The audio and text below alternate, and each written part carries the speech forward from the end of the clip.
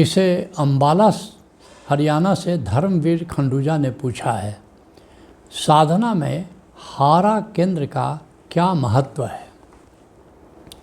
पहले जानते हैं हारा केंद्र क्या है। नाभि चक्र से लगभग 2 इंच नीचे अगर दबाओगे तो एक जगह गहराई का एहसास होगा, डिप्रेशन का एहसास होता है, उसे हारा केंद्र कहते हैं। हारा जापानी भाषा का शब्द है जिसका अर्थ होता है जीवन का केंद्र, प्राण का केंद्र। इसलिए जापान में हाराकिरी एक शब्द आता है। हाराकिरी का अर्थ है आत्महत्या।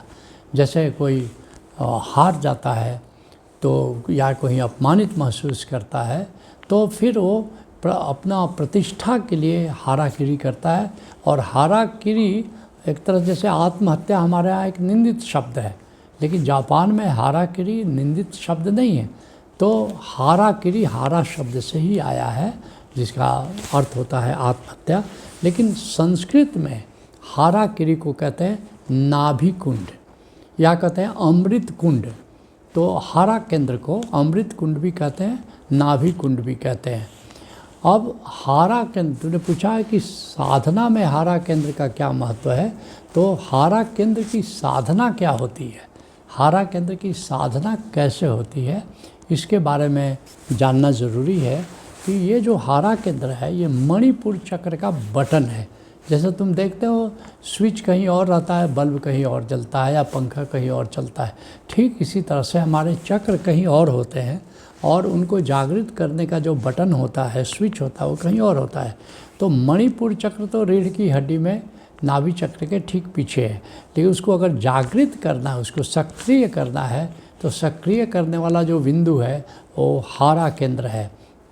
और जब इसकी साधना करते हैं हारा केंद्र की, तो उससे मणिपुर चक्र जागृत होता है, जो स्वास्थ्य का मुख्य केंद्र है, निर्भयता का मुख्य केंद्र है। तो इस तरह से जब हारा केंद्र की साधना मणिपुर चक्र को जागृत करने में सहायक होता है। तो हारा केंद्र में 4 मुख्य साधनाएं हारा केंद्र की होती है। उसको संक्षिप्त मैं बताना चाहूँगा, तब जाकर के हारा केंद्र के महत्व को हम समझ पाएंगे। जो पहली साधना है वो है कपालभाति प्राणायाम। कपालभाति प्राणायाम से हारा केंद्र जागृत होता है। कपालभाति प्राणायाम से आप में से अधिकतर लोग परिचित हैं, फिर भी से उसको रिफ्रेश कर देते हैं कि झटके के साथ जब सांस छोड़ते हैं, पेट को पचकाते हैं झटके के साथ, तो उसको कहते हैं कपालभाति प्राणायाम। आप करके देखोगे, जब भी झटके के साथ सांस छोड़ करके पेट पचकाओगे तो देखोगे कि वहाँ जहाँ हारा केंद्र है वहाँ झटका लगता है और इस तरह हारा केंद्र जागृत होता है। तो पहला है हारा केंद्र की साधना में कपालभाति प्राणायाम, और इसको कई परंपराएं, और जो लोग इस कपालभाति प्राणायाम के द्वारा हारा केंद्र की साधना करते हैं उनका स्वास्थ्य भी ठीक रहता है और उनकी आयु दीर्घ हो जाती है। कबीर साहब की परंपरा, कबीर साहब के गुरु रामानंद, स्वामी रामानंद हैं, और इस तरह उनके गुरु और स्वामी रामानुजाचार्य ये परंपरा जाती है। तुमको जान करके सुखद आश्चर्य होगा कि उस परंपरा में जितने भी संत हैं सब 120 साल। तो वे कौन सी साधना करते थे? ये अभी आज के युग में जो जितने वैष्णव संत हैं, देवराहा बाबा की उम्र मानी जाती है 156 वर्ष। देवराहा बाबा के गुरु जनार्दनाचार्य थे, उनकी भी आयु लंबी थी काफ़ी, 136 वर्ष। उनके गुरु नारायणाचार्य। तो ये जो पूरी परंपरा है सब के सब दीर्घायु होते थे और ये कपालभाति की साधना करके हारा केंद्र को जगाते थे। इस तरह हारा केंद्र की साधना जो करेगा वो लंबी आयु को प्राप्त करेगा, स्वास्थ्य को प्राप्त करेगा। तो कपालभाति प्राणायाम की मुख्य भूमिका है हारा केंद्र को जगाने में। जो दूसरी साधना है वो है अग्निसार क्रिया। इससे भी हारा केंद्र जागृत होता है। क्या है अग्निसार क्रिया? बहिर्कुंभक में पेट को बार बार पचकाना, सांस लिया, सांस छोड़ा और सांस को रोक लिया, इसको कहते हैं बहिर्कुंभक। और इसमें पेट को बार बार पचकाना, इसको कहते हैं अग्निसार क्रिया। और अग्निसार क्रिया से भी हारा केंद्र जागृत हो जाता है। तो हारा केंद्र की ये भी मुख्य क्रिया है। फिर क्या है? तो तीसरी साधना क्या है हारा केंद्र की? मूल बंध लगाने से हारा केंद्र जागृत होता है। मूल बंध कैसे लगाते हैं? सांस लिया, सांस छोड़ा, बहिर्कुंभक हो गया और फिर इसमें गुदा द्वार को ऊपर की ओर सिकोड़ लेते हैं। तो तुम देखोगे कि जैसे ही मूल बंध लगाते हो हारा केंद्र पर जोर पड़ता है और मूल बंध से ब्रह्मचर्य घटित होता है, ऊर्जा ऊर्ध्वगामी हो जाती है और हारा केंद्र जागृत हो जाता है। तो मूल बंध से भी हारा केंद्र जागृत होता है। ये हारा केंद्र साधने की एक मुख्य कह सकते हो कि मुख्य साधना पद्धति है। जो चौथी साधना पद्धति है हारा केंद्र को जगाने के लिए कि हारा केंद्र पर बस ध्यान दो, फोकस करो और फिर देखोगे वहाँ शीतलता का अनुभव होता है।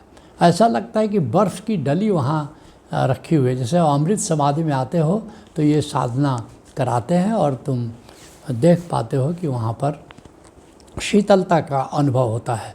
तो ये शीतलता का अनुभव करना हारा केंद्र पर, यह भी हारा केंद्र को जगाता है। इस तरह हारा केंद्र की ये मुख्य 4 साधनाएं हैं। तो अब तुमने पूछा है कि साधना में हारा केंद्र का क्या महत्व है।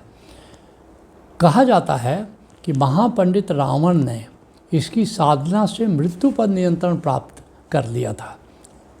कथा तुमने सुनी होगी कि राम बाण मार रहे हैं, रावण का सिर भी कट रहा है लेकिन रावण मर नहीं रहा है। विभीषण कहते हैं कि ये अमृत कुंड की साधना कर रखा है और अमृत कुंड में इसने प्राण को साध रखा है, तो इसके हारा केंद्र पर, वहाँ पर इसके अमृत कुंड पर इसको बाण मारिए और अमृत कुंड पर बाण चलता है, रावण विचलित हो जाता है, मृत्यु को प्राप्त होता है। है तो कथा, लेकिन इससे ये कथा के माध्यम से संकेत किया गया है कि ये जो हारा केंद्र है ये जीवन का केंद्र है।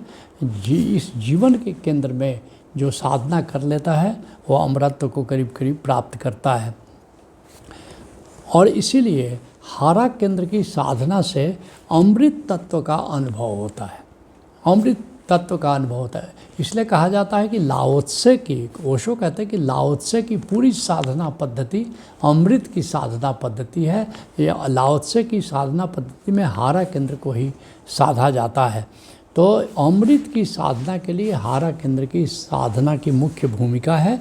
तो ये जानना तब जरूरी हो जाता है कि वास्तव में अमृत है क्या, जिसकी साधना के लिए हारा केंद्र का उपयोग किया जाता है।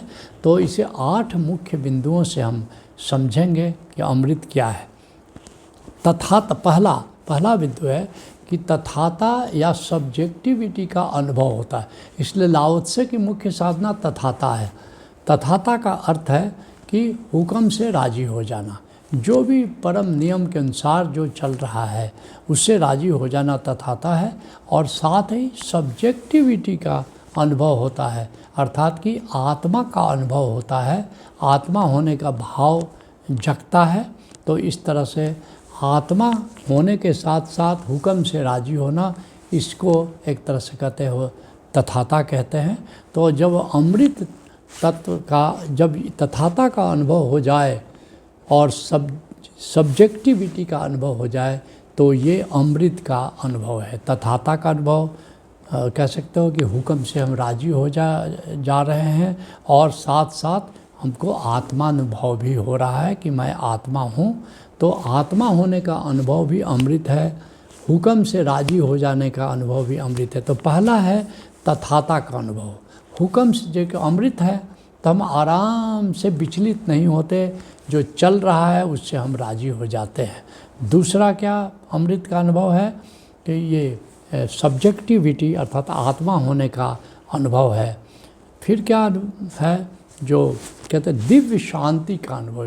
ये तीसरा जो अनुभव है दिव्य शांति का, अर्थात कि तुम एकदम एक गहरी शांति महसूस करोगे। अगर तुम हारा केंद्र की साधना करोगे, अगर अमृत का अनुभव करोगे तो एक गहरी शांति, अशांति, उत्तेजनाएं, चिंता, ये सब विदा हो जाती है और एक गहरी शांति का आविर्भाव हो जाता है। तो ये इसमें अक्षोभ है, अकंप है, ये वो घटित हो जाता है, क्योंकि क्षोभ विदा हो जाता है, जो वेवरिंग्स है, जो फ्लिकरिंग्स है, जो कंप है, वो विदा हो जाता है। तो इस तरह से जो तीसरा अनुभव है दिव्य शांति का है, जिसमें अक्षोभ का, अकंप का अनुभव होता है। जो चौथा जो अमृत का अनुभव है वह है शाश्वतता का अनुभव। तुम महसूस करते हो कि मेरी कोई मृत्यु नहीं है, मेरे भीतर एक शाश्वत तत्व है और वही शाश्वत तत्व मैं हूँ।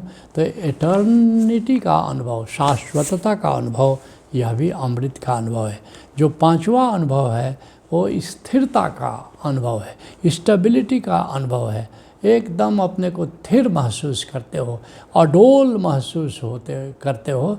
तो स्थिरता का, स्टेबिलिटी का अनुभव, जिसको कृष्ण स्थित प्रज्ञ कहते हैं, स्थित प्रज्ञता का अनुभव करते हो। जो छठा अनुभव है वह है विश्राम का अनुभव। जैसे जो चंचलता है वो सब विदा हो जाती है, जो भाग दौड़ की ज़िंदगी है वो विदा हो जाती है और एक परम विश्राम घटित होता है कि जीवन में सारे भाग दौड़ विदा हो जाते हैं। फिर जो सातवां अनुभव है वो निराकार होने का भाव, अपने बीइंग का अनुभव, अपने शुद्ध रूप में होने का भाव वो प्रकट हो जाता है। ये अमृत का अनुभव है कि एकदम शुद्ध रूप जो तुम्हारा है, बस जो अरूप है, जो निराकार है, जो बीइंग है तुम्हारा, जैसे एक फीलिंग, एक थिंकिंग का तल है, एक फीलिंग का तल है, और सबसे गहरा जो बीइंग का तल है, उस बीइंग के तल का अनुभव हो जाता है। और फिर अंत में जो आठवां बिंदु है अमृत के अनुभव का, वो अभय होने की प्रतीति है। मृत्यु भय समाप्त हो जाता है, क्योंकि सारे भय मृत्यु भय के ही लघु संस्करण है। तो एक निर्भयता जीवन में घटित हो जाती है। डर, भय, चिंता, ये सब समाप्त हो जाते हैं। तो ये 8 बिंदुओं से हम अमृत को समझ सकते हैं।